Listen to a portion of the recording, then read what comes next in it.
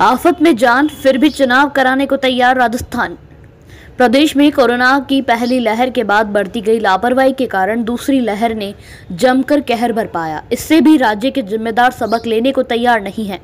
जानकारी के मुताबिक चुनाव आयोग प्रदेश के 12 जिलों में पंचायत चुनाव की तैयारी में जुट गया है। वहीं आने वाले दिनों में सामाजिक समारोह, विवाह व अन्य धार्मिक आयोजनों में छूट की भी संभावना है।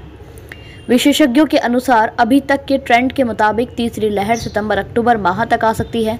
जिस तरह अनलॉक और उसके बाद भीड़ नजर आ रही है, उससे ये और भी जल्द आ सकती है। सूत्रों के मुताबिक चिकित्सा विभाग भी ये मान रहा है कि दूसरी लहर के बिगड़ने के मुख्य कारण शादी समारोह और राजनीतिक व धार्मिक आयोजन ही है। अधिक मौतों का कारण भी प्रथम दृष्टया इसे ही माना जा रहा है।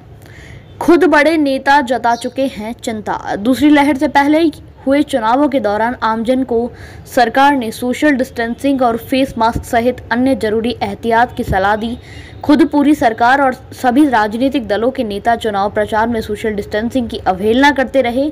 जनता में इसको लेकर किरकिरी भी हुई। यहां तक कि कांग्रेस प्रदेश अध्यक्ष व शिक्षा मंत्री गोविंद सिंह डोटासरा को तो मुख्यमंत्री के साथ हुई बैठक में यहां तक कहना पड़ा था कि सरकार को इस पर संज्ञान लेना चाहिए। जनता हमसे पूछती है कि क्या चुनावों की भीड़ से कोरोना नहीं फैलता। अनुमति 200 की, जुटे 1000 से ज्यादा। पहली लहर के बाद विवाह समारोह में आमंत्रित अतिथियों की संख्या अधिकतम 200 ही रखी गई थी। लोग, सरकार और प्रशासन पहली लहर का गम जैसे भूल ही गए।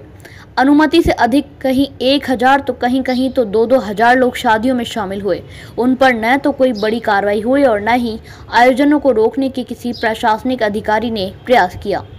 चुनाव वाले जिलों में ज्यादा संक्रमण विधानसभा उपचुनावों के दौरान भीलवाड़ा, राजसमंद और चूरू जिलों में अधिक संक्रमण फैला। यहां तक कि भाजपा का एक प्रत्याशी भी संक्रमित हुआ, जिसे जयपुर रेफर करना पड़ा। कई अन्य कार्यकर्ता और नेता भी चपेट में आ गए। धार्मिक आयोजनों से गांवों में बढ़े संक्रमण को लेकर माना जा रहा है कि भीड़ भरे धार्मिक आयोजनों से गांवों में दूसरी लहर का संक्रमण बढ़ा। इन आयोजनों में शामिल होकर गांवों में लौटे लोग पहले खुद संक्रमित हुए, फिर गांव के कई लोगों को चपेट में लिया।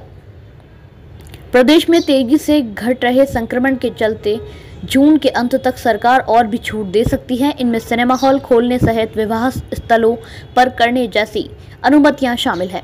अनुमति के बाद ये जिम्मेदारी सरकार की होगी कि वहां फिर इस तरह की भीड़ भरे आयोजन न हो, जिससे तीसरी लहर का खतरा नजदीक आ जाए। उपनेता प्रतिपक्ष राजेंद्र राठौड़ ने पंचायत चुनाव की तैयारी को लेकर कहा कि एक तरफ तो मुख्यमंत्री बंगाल के चुनावों पर केंद्र पर निशाना साधते हैं, वहीं दूसरी ओर राज्य में खुद की ही सरकार पर आए संकट के बादल और सियासी घमासान का समाधान पंचायत चुनावों से चाहते हैं, वह भी तब जबकि कोरोना की दूसरी लहर अभी गई है।